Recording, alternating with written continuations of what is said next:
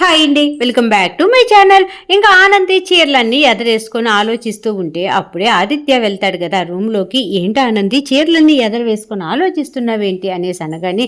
ఏం చెప్పమంటారు ఆదిత్య బాబు, వీటన్నిటిలో ఏ చీర బాగుందో చెప్పండి. ఒక చీరేమో జ్యోతమ్మ పంపించింది, ఒక చీర అత్తయ్య గారు ఇచ్చారు, ఇంకో చీరేమో మా అమ్మ పంపించింది. ఈ మూడిట్లో ఏం కట్టుకోవాలి అని చెప్పేసి ఆనంది తల బాదుకొని అల్లాడిపోతూ ఉంటే అప్పుడే ఆదిత్య అంటూ ఉంటాడు, వామ్మో ఈ గొడవలో నేను ఇరుక్కున్నానంటే నాకు తలనొప్పి వస్తుంది, కాబట్టి నీకు నచ్చిన చీర కట్టుకో ఆనంది అని చెప్పేసి ఆదిత్య చెప్తూ ఉంటే అప్పుడు ఆనంది అంటుంది, మీరు తెలివిగా తప్పించుకోవటానికి ఇలాంటి ఐడియా చెప్పారా, మీరు చెప్పండి ప్లీజ్ అండి, ఏ చీర కట్టుకోమంటారు అని చెప్పేసి అంటూ ఉంటే అప్పుడే ఆదిత్య, ఈ మూడు వద్దు కానీ నీ సమస్యకు పరిష్కారం నేను చెప్తానుండు అని చెప్పేసి నేను ఒక శారీ తీసుకొని వచ్చా, ఆ శారీ తెస్తాను, అది నచ్చితే అది కట్టుకో అని చెప్పేసి అనగానే ఇంకా ఆదిత్య గబగబా వెళ్ళి ఇంకా తన కోసం ఆనంది కోసం తీసుకొచ్చినటువంటి శారీ ఇచ్చేస్తాడనమాట. ఇంకా ఆదిత్య ఇవ్వగానే ఆనంది ఆ చీర తీసుకొని చాలా సంతోషపడిపోతూ ఉంటుంది. ఇంత తెలివిగా ఇంత మంచిగా నా సమస్యకు పరిష్కారం చూపించారు కదా, మీకు thank you so much Aditya గారు అని చెప్పేసి ఆనంది నవ్వుకుంటూ ఆదిత్యకి థ్యాంక్ యూ చెప్తుందనమాట. అప్పుడే ఆదిత్య అంటూ ఉంటాడు, ఈ సమస్యే కాదు నీ సమస్యలన్నిటికీ నేను త్వరలోనే పరిష్కారం ఇవ్వబోతున్నాను ఆనంది, నీకంటూ ఒక మంచిది గిఫ్ట్ ఇవ్వబోతున్నాను అని చెప్పేసి ఆనందికి ఆదిత్య చెప్తూ ఉంటే అప్పుడే ఆనంది అంటూ ఉంటుంది, గిఫ్ట్ అంటున్నారు, పరిష్కారం అంటున్నారు, ఏం చేయబోతున్నారు ఆదిత్య గారు అంటూ ఉంటే మీ అమ్మ మీ నాన్న ఎవరో నేను చెప్పేయబోతున్నాను, ఇంక నీకు అదే మంచి గిఫ్ట్ కదా, నేను తీసుకొని వచ్చినటువంటి ఫోటో ఫ్రేమ్ ఉంది కదా, దాంట్లో మీ అమ్మ మీ నాన్న ఎవరు అనేది నాకు తెలుసు కాబట్టి ఆ ఫోటోలతో పాటు నీ ఫోటో కూడా యాడ్ చేసి అలా ఉంచాను, అదే నీకు పుట్టినరోజుకి నేను ఇవ్వబోతున్నాను ఆనంది, నీకు లైఫ్లో మర్చిపోలేని గిఫ్ట్ కదా అనేసి ఆదిత్య ఆనందితో చెప్తూ ఉంటాడు. ఇంకా ఆదిత్య ఆ మాటలు చెప్తూ ఉంటే ఆనంది ఆలోచిస్తూ అంటూ ఉంటుంది, ఏంటండి మా అమ్మ మా నాన్న మీకు తెలుసా, మా అమ్మ మా నాన్న ఫోటోనే ఆ ఫ్రేమ్ మీరు అంతమందిలో చెప్తున్నారా, ఒకసారి ఆలోచించుకోండి, అలా చెప్పేటప్పుడు ఏదన్నా మళ్ళీ అనగానే లేదు ఆనంది, నాకు మీ అమ్మ మీ నాన్న ఎవరో నాకు తెలుసు, నేనే నీకు ఆ గిఫ్ట్ ఇవ్వబోతున్నాను, నీకు సర్ప్రైజ్ అనేసి అనగానే పాపం ఆనంది ఒక్కసారి బిత్తరపోయి చూస్తూ ఉంటుందన్నమాట. ఇంకా ఆదిత్య నేను త్వరగా ఏర్పాట్లు చేయాలి కదా, అందరు గెస్టులు వచ్చేస్తున్నారు, వాళ్ళందరినీ పలకరిస్తూ ఉండాలి కాబట్టి నువ్వు గబగబా రెడీ అయిపోయి త్వరగా వచ్చేసే ఆనంది అని చెప్పేసి ఆదిత్య అక్కడి నుంచి వెళ్ళిపోతాడు. ఇంకా ఆనంది ఆలోచిస్తూ ఉంటుంది, ఫోటో ఫ్రేమ్ అంటున్నాడు ఆదిత్య బాబు, అంటే దాంట్లో సూర్య జ్యోతమ్మ వాళ్ళ ఫోటోలే ఉంటాయా, వాళ్ళే అమ్మ నాన్న అని చెప్పేసి తెలిసిపోయిందా అని చెప్పేసి ఓ టెన్షన్ పడిపోతూ ఆలోచిస్తూ ఉంటుందన్నమాట. ఇంకెక్కడ ఇలా జరుగుతూ ఉంటుంది కదా, మొత్తానికి అలేఖ్య హీరోయిన్ లాగా రెడీ అయిపోయి పుట్టినరోజు తందేనా అనేటట్టుగా రెడీ అయిపోయి బయటకు వస్తుందన్నమాట. అప్పుడే అక్కడ ఉన్నటువంటి సీను ఇంకా అలేఖ్య అని చూస్తాడు. చూసి ఏంటి చిలకమ్మ ఇలా రెడీ అయ్యావు అనగానే, ఏంటి రెడీ అయింది బాగోలేదా లేకపోతే ఏంటి అలా చూస్తున్నావు అనేసి అనగానే, పుట్టినరోజు అమ్మాడిది కదా అంటే అవును పుట్టినరోజు మీ అమ్మాడిదే మరేంటి అనగానే, కాదు నువ్వు ఇలా రెడీ అయితే చూసే వాళ్ళందరికీ పుట్టినరోజు నీదేమో అనుకుంటారు కదా, అందుకోసం అడుగుతున్నాను అనగానే, ఏంట్రా నువ్వు మాట్లాడేది, అంటే పుట్టినరోజుకి పిలిస్తే చినిగిపోయిన బట్టలు పాత బట్టలు వేసుకొని మేము పేదోళ్ళమి, వీళ్ళ కంపెనీలో పనిచేసే పేదోళ్ళమి, మాకు ఇయ్యే బట్టలు ఉన్నాయని చెప్పేసుకొని పాత వేసుకొని తిరగాల, పుట్టినరోజు ఆవిడదైతే నేను ఈ చీర కట్టుకోకూడదా, మరి బట్టలు కట్టుకునే అంత ఇష్టం కూడా నాకు ఉండదా అని చెప్పేసి ఇంకా అలేక బేకా సీను మీద అరుస్తూ ఉంటే అప్పుడు సీను అంటూ ఉంటాడు, బట్టలు కట్టుకోవచ్చమ్మా, కాకపోతే పుట్టినరోజు మీదేనేమో అనేటట్టుగా అందరికీ అనుమానం వచ్చేటట్టుగా రెడీ అయ్యారు కదా, అందుకోసం అడుగుతున్నాను అని చెప్పేసి సీను పాపము అలేఖ్యతో మాట్లాడుతూ ఉంటే అప్పుడే అలేఖ్య సీను వైపు చూసి, ఏంటి నువ్వు పుట్టినరోజుకి రావట్లేదా అనగానే, వస్తున్నాను ఇదిగో రెడీ అయిపోయాను కదా అని చెప్పేసి ఇంకా సీను అంటూ ఉంటే, ఈ బట్టలు వేసుకొని పుట్టినరోజుకి వస్తావా, అక్కడ ఫంక్షన్లో అందరం వెళ్తాం కదా, అప్పుడు నన్నేమో అందరూ చూస్తారు, నిన్ను అందరు చూస్తారు, నన్ను నీ భర్త ఎవరు అన్నప్పుడు నేను నిన్ను చూపించాలి అంటే నాకు ఎంత చిరాగ్గా ఉంటుంది ఈ బట్టలు వేసుకొని, కాబట్టి పుట్టినరోజులలో నువ్వు నా జోలికి రావద్దు, నేను నీ జోలికి రాను, నీ పని నువ్వు చేసుకో, నా పని నేను చేసుకుంటా, అంతేగాని నువ్వు భర్తవి నేను భార్యలాగా మనం ఇద్దరం అక్కడ ఉండకూడదు అనేసి అనగానే అప్పుడు సీను అంటూ ఉంటాడు, అదేంటమ్మ చిలకమ్మ అలా మాట్లాడుతున్నావు, మన ఇద్దరం మూడు పెళ్ళాలం కదా, కలిసి ఫంక్షన్కి వెళ్ళాలి, కలిసి అక్కడ అన్ని పనులు చూసుకోవాలి, నువ్వు వేరు నేను వేరు ఏంటి, అయినా కూడా బట్టలు మార్చుకున్నంత మాత్రాన మనసులు మారిపోతాయా అని చెప్పేసి సీను అలేఖ్యత అంటూ ఉంటే అప్పుడు అలేఖ్య అంటూ ఉంటుంది, నాకు అదంతా తెలియదు, నువ్వు ఇలా డ్రెస్ చేసుకొని కానీ పుట్టినరోజుకి వస్తాను అంటే నువ్వు నాతో రావద్దు అనేసి చెప్పగానే సరేలే సూర్యబాబు ఇచ్చినటువంటి కోటు ఉంది కదా అది వేసుకొని వస్తాను అనగానే ఏది వేసుకొని వస్తావో నాకు తెలియదు, మొత్తానికి ఎలా వస్తావో నాకు తెలియదు, కానీ ఇలా బట్టలు వేసుకొని వస్తే మటుకు నాతో రావద్దు అని చెప్పేసి తేల్చి మొహాన్ని చెప్పేస్తూ ఉంటుంది అలేఖ్య సీనుతోటి. ఇలా డిస్కషన్ ఇలా జరుగుతూ ఉంటే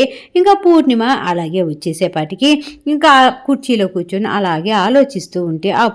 అప్పుడే అక్కడికి పూర్ణిమ గారి కూతురు చైత్ర వస్తుందన్నమాట. ఏంటమ్మా ఇలాగే కూర్చొని ఉన్నావు అనగానే ఏం చేయాలి ఏంటి చెప్పు అనగానే చెప్పాను కదమ్మా మా మేడం ఆనంది గారిది పుట్టినరోజు,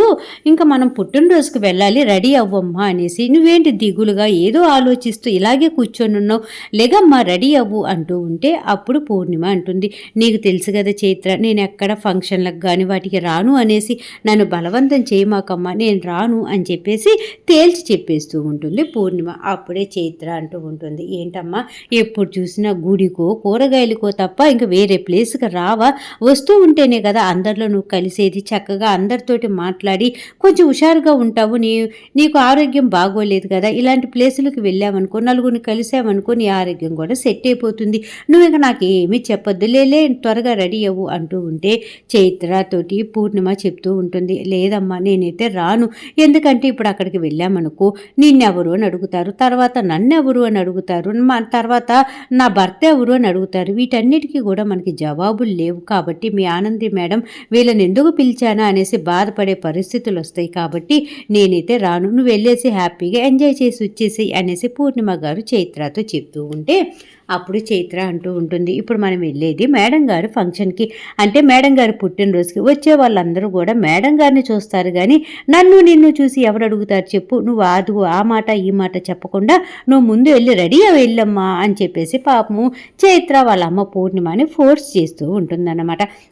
ఇంకా పూర్ణిమ గట్టిగా చెప్తూ ఉంటుంది, లేదమ్మా నేనైతే రాను, ఎందుకంటే ఇప్పుడు మనం ఎవరు ఏంటి అనేసి అక్కడ అందరు అడిగితే చెప్పలేని పరిస్థితి, కాబట్టి నా అర్థం చేసుకో అని చెప్పి పూర్ణిమ వాళ్ళ కూతురికి అర్థమయ్యే విధంగా చెప్తూ ఉంటే అప్పుడే చైత్ర అంటూ ఉంటుంది, చిన్నప్పటి నుంచి కూడా నువ్వు ఒక్కదానివే నన్ను పెంచావు, నేను ఎప్పుడు నాన్న గురించి అడుగుదామని అనుకున్నా సరే నీ బాధలు నీ కష్టాలు చూసి ఇంకా మరీ నేను నాన్న గురించి అడిగి నిన్ను బాధ పెట్టాలనే ఉద్దేశం లేక నేను ఎప్పుడు కూడా నిన్ను అడగలేదమ్మా, కాబట్టి నేను ఒక్క కోరిక అడుగుతున్నాను, దయచేసి మా మేడం గారు పుట్టినరోజుకు రా, ఎందుకంటే మా ఆనంది మేడం పుట్టినరోజు ఈరోజే, అలాగే మా జీవన మేడం పుట్టినరోజు కూడా ఈరోజే, కాబట్టి 2 పుట్టినరోజులకు కలిపి పిలిచినప్పుడు మనం వెళ్ళాలి కదా, అదీ కాకుండా నీకు బాగోలేనప్పుడు హాస్పిటల్కి వచ్చి ఆనంది మేడం ఎంత హెల్ప్ చేశారో, అలాగే ఆనంది మేడం వాళ్ళ మామయ్య గారు మనకు హాస్పిటల్కి అయ్యే బిల్ అంతా వాళ్ళే కట్టారు, పైగా నువ్వు ఇంట్లో ఒక్కదాని ఉంటున్నావు అని చెప్పేసి నన్ను ఆఫీస్కి రమ్మని చెప్పి మరీ ఆనంది గారు వాళ్ళ అమ్మని నీ దగ్గర పెట్టి మరీ నీకు సేవలు చేపించారు, ఇన్ని మంచి పనులు చేసినటువంటి ఆనంది మేడం పుట్టినరోజు అయితే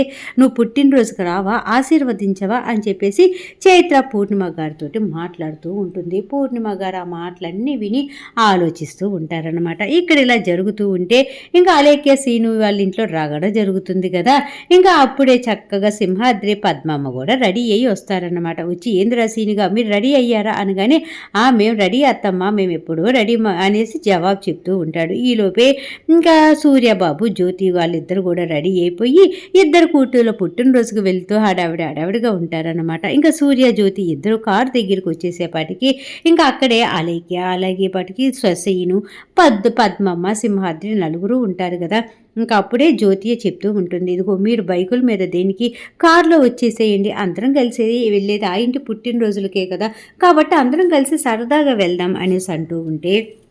అప్పుడే పద్మమ్మ సింహాద్రిని అంటూ ఉంటారు, మేము ఎందుకులేమ్మా ఇదిగో మేము చక్కగా బండి మీద వచ్చేస్తాము, సీనుగాడి బండి మీద సీనుగాడి జంట వచ్చేస్తారు, ఎవరు వాళ్ళకి వెళ్ళిపోదాంలే జ్యోతమ్మ అనేసి అంటూ ఉంటే అప్పుడు సూర్యబాబు అంటూ ఉంటాడు, ఏంటి పద్మమ్మ అలా మాట్లాడుతున్నావు, మనందరం వెళ్ళేది మా కూతురు పుట్టినరోజు జీవన పుట్టినరోజుకి, మీ కూతురు ఆనంది పుట్టినరోజుకి, మన ఇద్దరు బిడ్డల పుట్టినరోజుకి కదా వెళ్ళేది, రండి అంటూ ఉంటే ఈలోపే అలేఖ్య అంటూ ఉంటుంది, పదండి జ్యోతమ్మ సూర్యబాబు పిలుస్తున్నారు కదా, చక్కగా కారులో పోదాం అనేసి అంటూ ఉంటే అప్పుడే సీను అంటూ ఉంటాడు, వాళ్ళు కారులో వెళ్తారులే చిలకమ్మ, మనం బండి మీద వెళ్దాం అనేసి అనగానే, నేను బండి మీద రాను, ఎందుకంటే నా హెయిర్ స్టైల్ అంతా పాడైపోతుంది, జుట్టేమో గాలికి ఎగిరిపోతూ ఉంటుంది, అదే కారులో అనుకో హాయిగా కూర్చొని వెళ్ళొచ్చు, కావాలంటే నువ్వు బండి మీద వెళ్ళు, నేను మటుకు కారులోనే వస్తాను అని చెప్పేసి అలేకే గట్టిగా సీను గడికి జవాబు చెప్తూ ఉంటుందన్నమాట. అప్పుడే పద్మమ్మ అంటూ ఉంటుంది, ఒక్కసారి చూడు, మరి సూర్యబాబు జ్యోతమ్మ వాళ్ళిద్దరు దంపతులుగా వెళ్తున్నారు, నువ్వు ఈయన ఇద్దరం దంపతులుగా వెళ్తున్నాం, నువ్వు నీ పెనిమిటి ఇద్దరు కలిసి రావాలి, కాకపోతే వాడు బండి మీద వస్తామన్నప్పుడు నువ్వు సీను గారితో బండి మీద వెళ్ళాలి, అంతేగాని వేరే వాళ్ళతో పాటు వస్తామని అనకూడదు, అసలు అయినా కానీ ఈ చీరేంటి ఇలా కట్టావు, పుట్టినరోజు ఇంతగా నీదా నా కూతురుదో అర్థం కాకుండా అందరూ ఆశ్చర్యపోతారు అని చెప్పేసి పద్మమ్మ అంటూ ఉంటే ఇంకా అప్పుడే సూర్యబాబు జ్యోతమ్మ అంటూ ఉంటారు, త్వరగా వస్తారా, మళ్ళీ వెళ్ళే దారిలో బుకేలు కేకు అన్నీ కొనాలి కదా అని చెప్పేసి హడావిడి చేస్తూ ఉంటే అప్పుడే సీను పద్మమ్మ ఇద్దరు చెప్తూ ఉంటారనమాట, మీరు వెళ్ళండి ముందు, ఎందుకంటే బుకేలు కేకులు అన్నీ కొనాలంటున్నారు కదా, కాబట్టి మీరు వెళ్ళండి సారు అని చెప్పేసి సీను అంటూ ఉంటే సింహాద్రి అంటాడు అనమాట, మేమిద్దరం ఎవరి బండ్ల మీద వాళ్ళు వస్తాం సారు, మీరు కారులో వెళ్ళిపోండి, ఎందుకంటే మీరు అన్నీ కొనాలి, మేము అందరం వెనక కూర్చున్నామంటే అవి పెట్టుకోవటానికి ఖాళీ ఉండదు కదా, కాబట్టి చక్కగా మీరు షాపింగ్ చేసుకొని రండి, మీకంటే ముందు మేమే వెళ్ళిపోతామేమో అనేసి సింహాద్రి అంటూ ఉంటే, అవును సింహాద్రి, ముందు మీరే వెళ్తారు, మాకు కొంచెం లేట్ అయ్యిద్దని చెప్పండి అని చెప్పేసి జ్యోతమ్మ చెప్తుందన్నమాట. వెంటనే సీన్ అంటాడు, మీరు రాకపోతే సందడి ఏముంటుందమ్మా అనేసి అంటూ ఉంటే, అన్నిటికంటే సందడి చేసే శ్రీధర్ పొద్దున్నే వెళ్ళిపోయాడు వాళ్ళ అక్కల పుట్టినరోజు కోసం అనేసి జ్యోతమ్మ సూర్యబాబు నవ్వుతూ జవాబు చెప్తారనమాట. ఇంకా సూర్యబాబు కారు తీద్దామని స్టార్ట్ చేద్దామని వెళ్తూ ఉంటే ఇంకా అప్పుడే జ్యోతమ్మ అంటూ ఉంటుంది, ఈరోజు కార్ డ్రైవింగ్ నేను చేస్తానండి అనగానే, ఓకే శ్రీమతి గారు, మీ ఆర్డర్ ప్రకారమే కీస్ మీకు ఇస్తున్నాను అనేసి కారు తారాలు జ్యోతమ్మ చేతిలో పెడితే జ్యోతమ్మ కారు స్టార్ట్ చేసుకొని రయ్యమనుకుంటూ వెళ్ళిపోతే ఇంకా సీను అలేఖ్య బయలుదేరతారు, పద్మమ్మ సింహాద్రి ఒక బండి మీద, అలాగే ఎవరికోలు పుట్టినరోజుకు బయలుదేరతారనమాట. ఇంకా ఇంటి దగ్గర హడావిడి పుట్టినరోజు పాపలిద్దరూ హ్యాపీగా రెడీ అయిపోతారు కదా, ఇంకా వాళ్ళ మధ్య డిస్కషన్ జరుగుతూ ఉంటుందన్నమాట. అందరూ కలిసి శశికాంత్ని, నాన్న నిజంగా నువ్వు హీరోలాగా రెడీ అయిపోయావు, ఇద్దరు కోడళ్ళ పుట్టినరోజు అనేపాటికి హడావిడంతా నీ దగ్గరే ఉంది అని చెప్పేసి ఇంకా చైతన్య ఆదిత్య ఇద్దరు కూడా శశికాంత్ని ఆట పట్టిస్తూ ఉంటే అప్పుడే ఆదిత్య ఉంటూ ఉంటాడు, మా నాన్న లాంటి నాన్న ఎక్కడా ఉండడు, ఎందుకంటే కోడళ్ళను కూడా సొంత కూతుర్లలాగా చూసుకుంటాడు, వాళ్ళకి చక్కగా నేనున్నాను అనేసి భరోసా ఇచ్చి మమ్మీని ఎంత బాగా చూసుకుంటాడు, కోడళ్ళని ఎంత బాగా చూసుకుంటాడు, కొడుకుల్ని ఎంత బాగా చూసుకుంటాడు, ఇలాగ చూసుకునే తండ్రి ఎవరికైనా ఉంటారా, నిజంగా మా నాన్న రియల్ హీరో అని చెప్పేసి ఆదిత్య అంటూ ఉంటే అప్పుడే చైతన్య అంటూ ఉంటాడు, వదిన చూసావా, ఎప్పుడు చూసినా సరే చైతన్య నీకు మీ నాన్న మీద ఎక్కువ లవ్ అంటూ ఉంటావు కదా వదిన, కాకపోతే నాకంటే కూడా మా అన్నయ్యకే నాన్న అంటే చాలా ఇష్టం అని చెప్పేసి చైతన్య వాళ్ళ వదిన్ని చూసి ఆదిత్య గురించి చెప్తూ ఉంటాడనమాట. ఇంకా శశికాంత్ మటుకు కొంచెము